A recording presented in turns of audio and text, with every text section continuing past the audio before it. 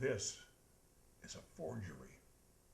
For the real thing, come to the Abraham Lincoln Bookshop in Chicago. Interested because I've learned a great deal about how many Jews he really had contact with out in central Illinois and on his political hustings, etc., more than I had expected. At the same time, Orville Burton, who sat in that chair some years ago, and I too both of us have been saying quite a bit that Illinois, central Illinois, was really a border state. And all of these various political aspects and immigrants, etc., it was a cauldron in the 30s, 40s, 50s, and he learned a great deal how to compromise, how to hear every side, what to expect from the other sides, etc., and how to deal with them as well verbally. Was because of his being in Central Illinois. Yeah, and one of the things that I think is fair is you could go to the 15 presidents prior to Lincoln, and you'll always find some contact that they had with either the idea of Jews or in some cases a Jew here, a Jew there.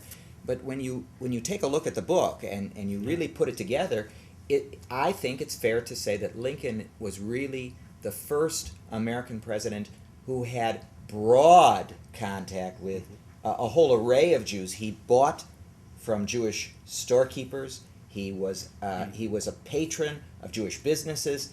He was not hesitant to do any of that, and he had friends, literally friends, and at least one very important political ally. All right, I need to get this out of the way.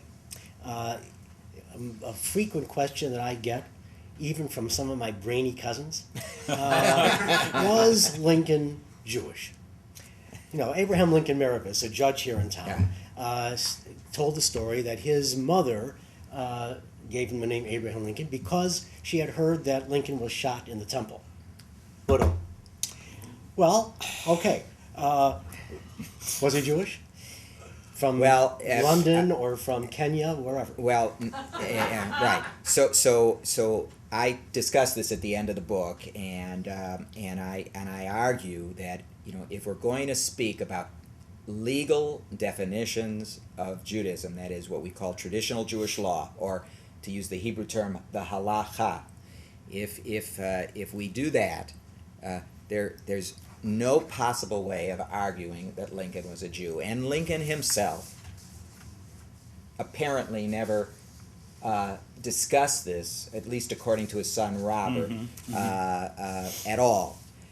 But this idea that he was a part of the Jewish people in some way goes back literally, that's why I called the book, we called him Rabbi Abraham, that this is, I argue, Dan, this is really unique in my opinion. In other words, you will find American Jews throughout the course of history who admire people like Jefferson or Washington.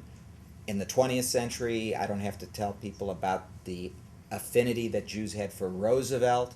All of this is true, and you can identify another 24. But no American figure who wasn't Jewish falls into this category that Lincoln falls into, which is he is one of us. And that identification is how Jews continually want to find some way, as I say, such a remarkable personality had to be a tapestry in which some Jewish threads were woven. In other words, that's the way Jews have come to look at this.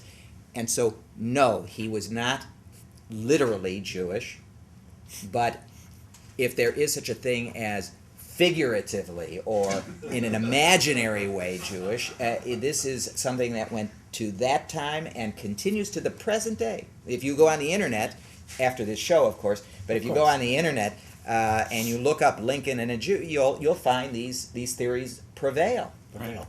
Right. Now, a man named Ernest Wesson, a bibliographer in the Papers in Illinois History of 1937, produced the campaign lies of Lincoln. He didn't get all of it, but he got most of it. And page after page after page after page are campaign biographies of Abraham Lincoln. First of all, I'm going to ask, because I just thought about it. Was there are campaign biographies in English, of course, also German and Welsh are the other two that you see.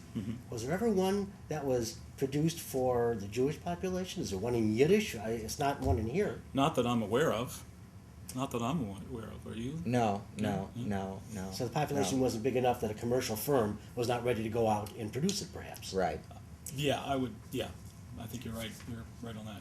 Now, I want to show one of the, because I can, one of the campaign biographies, and I was showing the wrong one, and read something about how it was found. Very interesting. Until close to the 20th century was this not known as a campaign biography, and all of a sudden it came to be that. And here is The Life of Lincoln by, I should get his first name right, John Q. Howard. And we learn about this in Wesson's bibliography on how it was found. I'm going to say it real fast because I think it's an interesting story, and then comment about these. A few days later, a man named Everett, who was a book dealer, found that books had arrived for him that he'd been expecting. And they were unpacked and they were utterly worthless. And he said, I quote, "I picked up the cover of a pamphlet, Howard's Life of Lincoln, and asked the boy who had unpacked it, 'What was this?' 'That was the packing used to keep the books tight,' he replied. 'I threw the rest of them into the basement.' I told him to throw the books into the basement and bring the packing upstairs. There were 28 copies, 2 different imprints, 1 copy in German, and that German one is at Brown University. How did Howard slip away and not know?" That's a wonderful story, and why Howard slipped away, I'm not sure. It could be that Howard's biography of Lincoln was one of the last produced for the 1860 election. One thing people should keep in mind is that these campaign biographies had to be produced very fast. Lincoln was nominated on May 18th. May 19th, there was an article in one of the Republican newspapers saying that there were already 5 biographies in press by various publishers. You had to first identify an author, commission an author. The author had to go and do research. The author then had to write it. Then it had to be printed, published, circulated, advertised, and you had to get out and beat the competition because there were several other campaign biographies in the works all at once. So these had to be produced quickly. Many of them came out in the first weeks of June. I think Howard's biography came out probably in July, so that was quite late.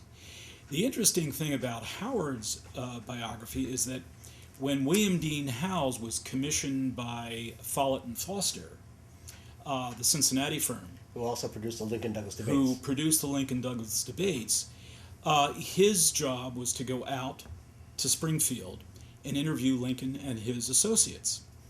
Howells decided he didn't want to do it. He said, I'm not really an interviewer, and I don't feel that I really want to make that trip. So he hires a 20-year-old law student by the name of John Q. Howard, who then goes out on behalf of Howells, interviews Lincoln. Lincoln actually shares with him a autobiographical piece that he was going to send to John Locke Scripps. He may have already sent it, but he shared it with Howard. Howard also interviewed a number of Lincoln's associates, took all of these notes, brought them back to William Dean Howells, who then ended up not using them. Howells ended up basically using the information that was already out there in previous campaign biographies. And his is out there in great quantity. That's correct. So Howard has all of these notes, and Howard, whether he goes to Follett and Foster and says, I got all these notes for this that have never been used, anyway, he ends up writing a biography. It's published, but it occurs very late in the season, and I'm not sure it sold very well, and I'm not sure that there were many issues that were printed. Well, we know of 28, that's it. And, so there we are. Talking about how quickly things had to go. The 1864 campaign had fewer, I guess, biographies. 10 I've Campaign biographies. yeah. But here is one by Williamson that is fairly well known. But here it was, 64, the campaign biography by Williamson. And, okay, it wasn't too long, really, if you think about it, that Lincoln was killed. After the inauguration, certainly. And so people still had these, of course, but so did the publisher. And what did they do? They had to come very quickly around to produce something, and they still kept the copyright page at 1864, but they added on a new title page, and they didn't reprint the other side, and the martyrdom and assassination of Lincoln. Right. So here's the same book with added material very quickly produced. That's right. And the 64 to assassination was the same thing then. That's right. Is that right? Yeah, that's right. Yeah. Well, you figure once Lincoln's assassinated, all of a sudden he becomes this iconic figure where, a week or several weeks before the election, Lincoln was a very controversial president. That's right. President. Even in the North, the Emancipation Proclamation was not widely accepted or as this great measure as we think of it today. The conscription, the draft, was not popular, particularly among some of the Irish immigrants in New York City who felt that, this was a measure that favored the rich over the poor. The Confiscation Acts were also unpopular, certainly among Democrats in the North. So, for certainly the summer of '64, before the election, even Lincoln himself wasn't sure that he was going to be reelected.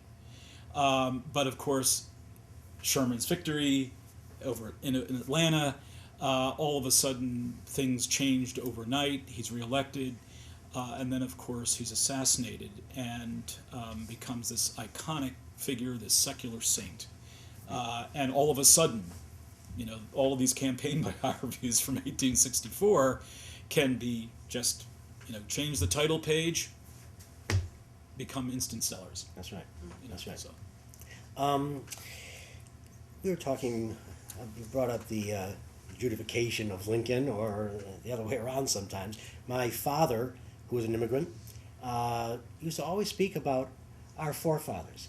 Dad, our forefathers? Come on, you came outside of Ukraine, outside of Kiev. What do you mean your forefathers? But that was how he inculcated America, and immigrants did it all the time. And as you're saying, today we do the same thing with Lincoln and inculcate him. He's more alive than the Washingtons and Jeffersons, I guess. Don't tell that to some of our authors. But can you tell me, did he ever rise? He may have been a tzaddik, a wise person, but did he ever become to any of the Jews at the time or just after the assassination a Lamed Vav? You can explain what that is. Yes. Well, definitely. The